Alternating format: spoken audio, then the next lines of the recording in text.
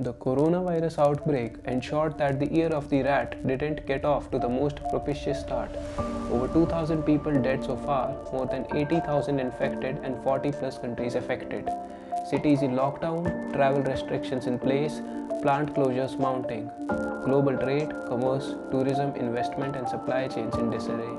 Here are the key points to help you understand the impact seen on different economies and industries so far. Growth is stagnating. If the economy is growing, that generally means more wealth and more new jobs. It's measured by looking at the percentage change in gross domestic product, or the value of goods and services produced, typically over 3 months or a year. The world's economy could grow at its slowest rate since 2009 this year due to the coronavirus outbreak, according to the Organization for Economic Cooperation and Development.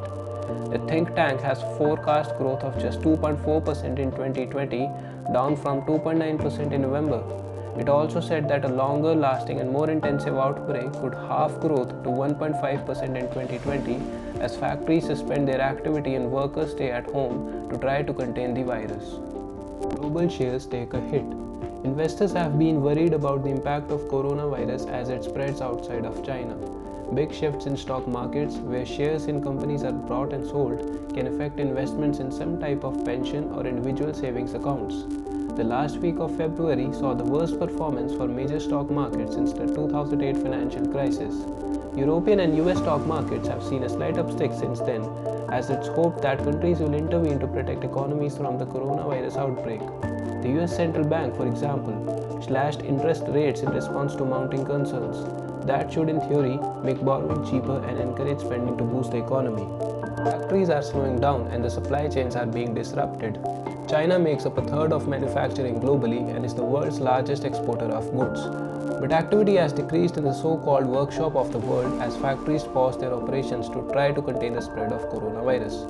NASA said pollution monitoring satellites had detected a significant drop in nitrogen dioxide over the country. Evidence suggests that, at least partly, due to the economic slowdown caused by the outbreak. Restrictions have affected the supply chains of big industries such as industrial equipment manufacturer JCB and car maker Nissan. Both rely on China's production and its 300 million migrant workers. Jaguar Land Rover even said it had flown car parts in suitcases, as some factories run out of parts for vehicles. Hyundai Motors had to suspend production in South Korea in early February after not receiving parts it usually gets from China. Apple felt the crunch as well. While the company designs and sells the iPhone, it doesn't manufacture its components. It relies on a complex web of facilities throughout the world to source its parts with a heavy reliance on China.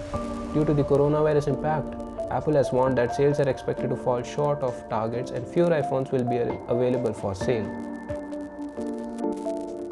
Customers are buying less. Fear of the coronavirus outbreak means that some people are choosing to avoid activities that might expose them to the risk of infection, such as going out shopping. Restaurants, car dealerships, and shops have all reported a fall in customer demand. Chinese car sales, for example, dropped by 92% during the first half of February. More car makers like Tesla or Geely are now selling cars online as customers stay away from showrooms. Shipments of smartphones are also expected to take a big hit in the first half of 2020 before seeing a recovery later on. Apple was one such tech giant who said sales have been affected by low customer demand. Travel among hardest hit. The number of cases diagnosed is increasing around the world every day. Many countries have introduced travel restrictions to try to contain the virus's spread. For example, the UK government advises against all travel to the Hubei province in China, where the virus originated. It's also issued special travel advice for Italy, which was the first European country to report a major surge in cases. The travel industry has been massively impacted, with airlines cutting flights and tourists cancelling business trips and holidays. Data from analytics firm Forward Keys shows international flights booked from China are behind by 55.9% in comparison with the same period in 2019. UK travel industry experts have expressed concern about Chinese tourists being kept at home.